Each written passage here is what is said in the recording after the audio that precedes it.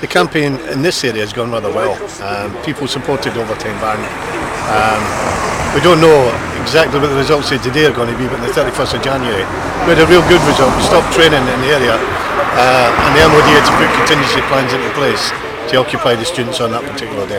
The Lichtenfield is a defence school of transport and it trains somewhere in the region of about 13,000 students a year, which is Tri-Service, Navy, Army and Air Force. The main issue today is obviously pay. It's the imposition of a pay deal which runs at an average of about 2.5%. In the face of the retail price index at 4.6 and in the face of inflation, increases in local government tax, utilities and so on and so forth, it is in effect a pay cut and staff are incensed by it and that's why they're out today. Including my council tax, I might as well have taken a week off work and gone on strike because that's how much I lost within this, you know, with the pay claim, so it's absolutely pointless. And what sort of pay are people on around these bits? Anything that the pay can, anything from 18,000 for an instructional officer, all the way down to 10, 11 for an admin worker, an admin grade. Oh, so it's very pretty poor. low paid people here then. Very low paid people, and the government just don't appreciate how much work and what we do to make things work around for the MOD. Can I give you a leaflet just to let you know why we're here? Okay. I live in Goole. Okay. I travel to work with guys who come from Leeds and Bradford. Other guys I've travelled to work with, Rotherham, Doncaster. We have guys from Manchester who used to just come for the 4 nights and then go home for weekends. Guys nearly 100 mile away in Catterick. We actually cover a wide-ranging area. We're not just local. It's cost them a fortune just to get here, and we do a lot of car shares. As I said, 5 people in my car, and we all meet up at a certain point, swap cars, and do it on a rota basis. Yeah? And we've had no help with that to coordinate it or anything. People who join the job just have to ask around and find out who lives in their area. Right. But we've done that through the union. We usually push people on, say so and so lives there, ask him and start to car share. Why do people come from so far to work here? We joined the job not for the money. The money wasn't good, yeah, but the package itself with the security of a pension and the things that go along with being civil servants, the leave entitlement and all that, it was never for the money. Right. Yeah. Yeah. And it was the full package. But now that package is going out to a civic contractor. That's when it can be depleted. We're facing a privatisation, which is a defence training review. It's the biggest PFI in government history. So staff here are actually unsure about their futures, they're unsure about their jobs, they're unsure whether they're going to relocate or they're going to actually lose their jobs. You know, you compound that by giving them an imposition of a poor pay deal, and staff are they're pretty upset. Some of these blokes, if package 2 goes out, that's what they'll end up doing. They'll suddenly say, your job's now in Wales, and they'll have to move their family lock, stock and barrel. There's no jobs there for the families. There might be a job there on low money for the guy, but there's no jobs for the families. Yeah, and the housing market is suddenly shot up around that area. I wonder why. Somebody's jumping on the bandwagon and buying up all the houses. It's a 19.5 billion 25-year contract which may be extended longer. It's Tony and his cronies are trying to privatise it. I mean, they've done it down at St Athan, a place that I was based at when I was in the RAF. They've turned that into a private company, and within 5 years it's going to be double if not treble the running costs. Now they want to do it here. There's a consortium of all different companies. And some of them have been, it's called Matrix actually, but some of them have been involved in other parts of military training which have virtually failed anyway. So why we're trying them again, or why the government's giving it a second chance, I haven't a clue. What I want is a concerted action of all the unions now.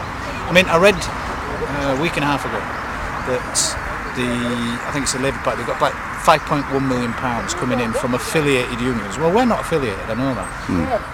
But why don't those unions that are paying that money in walk into Tony Blair's office, grab him by the nuts and say, all this privatisation thing, you know, all this having a go at public servants, getting rid of them and putting them into companies. These union people now, the top people, should be grabbing them by the balls and saying, stop all of this, or we'll have our money back.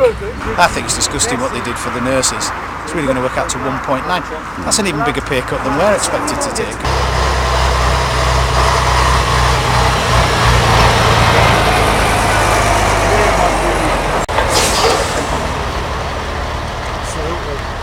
What the government have tried to do is they've tried to use our situation and the soldiers' situation, as in Iraq and Afghanistan, against us to say we shouldn't be striking while the soldiers are at war. But as you've seen in the news, the lack of equipment they've got and the lack of training all comes down to the same thing. If a private company can't make the profit, they're going to cut training, because that's the only way they're going to be able to make a profit. So the soldiers are going to suffer even more. If they cut the wheel changing, for instance, if they don't know how to change a wheel and never done it before, these kids are 17 years old. Then when they get into Afghanistan and got a puncher, it's going to take them twice as long to learn on the spot. And 10 minutes in Iraq could mean life or death.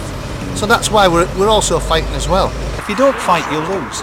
It's as simple as that. I mean, as we say, if we fight, we could lose. But if we don't fight, we'll definitely lose. Yeah. Hey, it's another supporter here. Going home. Nice one, Chris. Well done, Chris.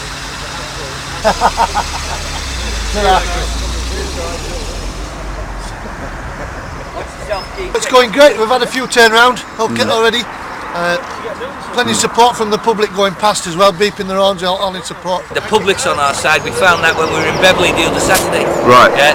Definitely. Everyone was interested. No one refused a leaflet, and nobody chucked a leaflet away once we'd given them it. So that was brilliant. We're off into Hull after this to leaflet the people of Hull, just to let them know what's going on. And mostly the public's with us.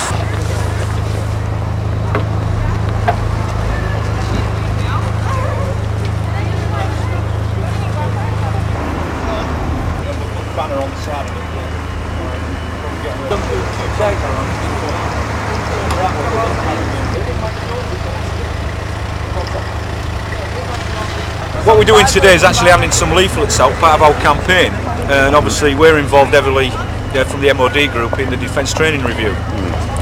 Basically that means that it's going out to the private sector, or it's potentially going to go out to the private sector. The objective of the exercise we've got on these leaflets is £19 billion notes, roughly what the contract would cost to the taxpayer. And we're saying that we can actually deliver that training better in-house, better quality, and more effectively for the money that is available. Taxpayers' money, we're giving them it back. Off your £19 billion note tonight. Oh, what? £19 billion note, Tony Blair's giving it away. Oh, nice one. Nice one. We strike today at 150 Transport Regiment, Lonsman Barracks, which is a TA centre. It's the first time we've had a strike outside there.